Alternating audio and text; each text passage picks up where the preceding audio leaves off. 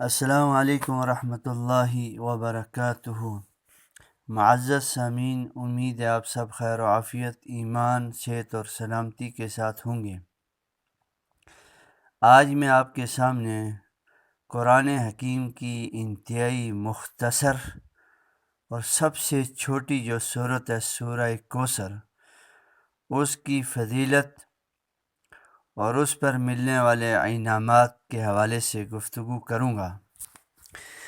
یہ وہ سورہ مبارکہ ہے جس کے اندر رب کائنات خلاق عالم نے اپنے پیارے حبیب حضور نبی کریم صلی اللہ علیہ وسلم کو تسلی دی، اور اسی طرح آپ صلی اللہ علیہ وسلم کے مقام، مرتبے اور رفعت کو بھی بیان کیا ہے، اور دشمنوں کے برے انجام کو بھی بتلایا ہے۔ اس سورہ مبارکہ کی جو پہلی آیت ہے، پہلی 3 آیات، ان پہلی 3 آیات کے اندر اللہ جل شانہ نے مقام مصطفیٰ اور شان مصطفیٰ صلی اللہ علیہ وسلم کو بیان کیا ہے، اور دوسری آیت مبارکہ کے اندر مقصد مصطفیٰ صلی اللہ علیہ وسلم کا تذکرہ فرمایا ہے، اور تیسری آیت کے اندر انجام دشمنان مصطفیٰ صلی اللہ علیہ وسلم کو بیان کیا ہے۔ اگر کوئی آدمی چاہتا ہے کہ عزت ملے، اس کو اللہ اور اللہ کے رسول کی تابعداری ملے، دشمن پست و ذلیل ہوں، تمام پریشانیوں کا حل اللہ جل شانہ نے اس مختصر سی صورت میں رکھ دیا ہے۔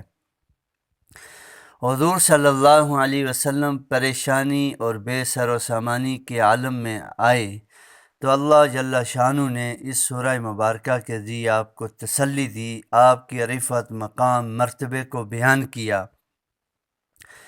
اور اس سورہ مبارکہ کے بے شمار مجربات اور فوائد ہیں۔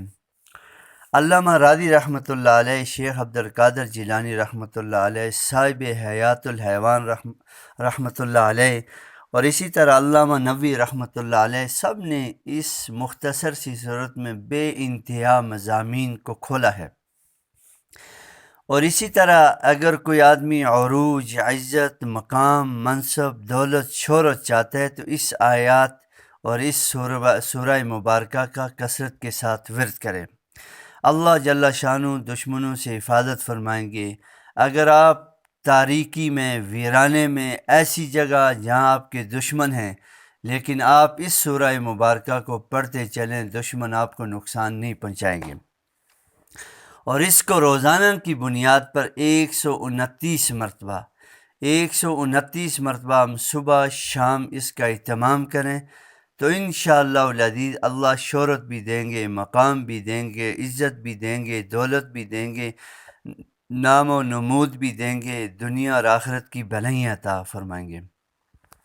تو اس لیے معزز سامعین، آپ سے درخواست ہے کہ اس مختصر سی صورت کو اپنی زندگی کے اندر جگہ دیں، اور اس کے مضامین اللہ نے ایسے بیان کیے کھول کھول کر کہ جس کو انسان اگر پوری زندگی سوچتا رہے تو اس کا احاطہ نہیں کر سکتے۔ اتنی تفصیل کے ساتھ اللہ نے شان مصطفیٰ، مقام مصطفیٰ، مقصد مصطفیٰ، انجام دشمنان مصطفیٰ کو ذکر کیا ہے۔